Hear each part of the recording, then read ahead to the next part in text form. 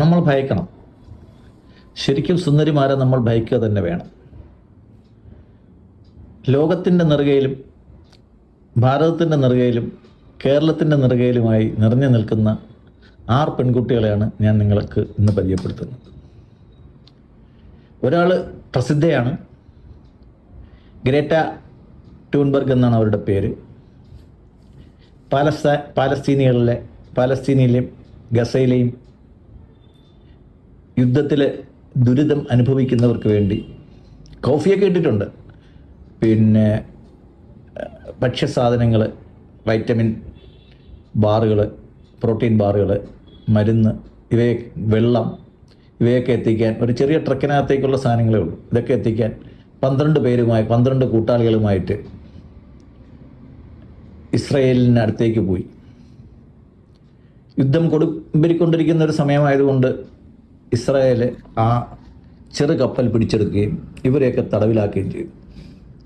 Greta നിങ്ങൾക്കറിയായിരിക്കും, 16 വയസ്സ് മുതലേ തന്നെ ലോകത്തെ കാലാവസ്ഥാ വ്യതിയാനത്തെ പറ്റിയുള്ള ചർച്ചകളിലൂടെ നമുക്ക് ഏവർക്കും സുപരിചിതയാണ്. ഇന്ത്യക്കാർക്ക് പോലും വളരെ സുപരിചിതയായ ഒരു പെൺകുട്ടിയാണ്. ഒരു കാലത്ത് നമ്മുടെ മലാലയെ പോലെ ഏറ്റവും ഫേമസ് ആയ ഒരു കുട്ടിയാണ്.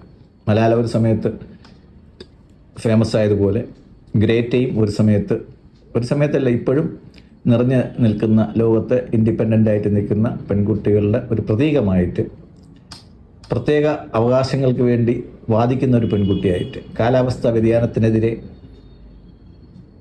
യുദ്ധം ചെയ്യുന്ന ഒരു പെൺകുട്ടിയായിട്ട് നമുക്കെല്ലാവർക്കും പരിചിതയാണ്.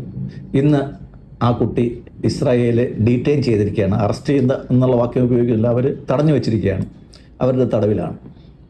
അപ്പോൾ ആ കുട്ടി ലോകത്തിൻ്റെ നെറുകയിൽ സ്ത്രീത്വത്തിൻ്റെ പ്രതീകമായി, മനുഷ്യസ്നേഹത്തിൻ്റെ പ്രതീകമായി ആ കുട്ടി ലോകത്തിൻ്റെ നെറുകയിൽ നിൽക്കുമ്പോൾ ഇന്ത്യ മുഴുവൻ നിറഞ്ഞു നിൽക്കുന്നത് നമ്മുടെ ഇൻഡോറിലുള്ള ഒരു പെൺകുട്ടിയാണ്.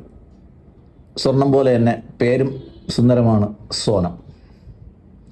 സോനം ഒന്നും ചെയ്തില്ല, ആകെ ചെയ്തത് ഹണിമൂണിന് പോയപ്പോൾ ഭർത്താവിനെ വാടക കൊലയാളികളെ കൊണ്ട് കൊല്ലിച്ചു.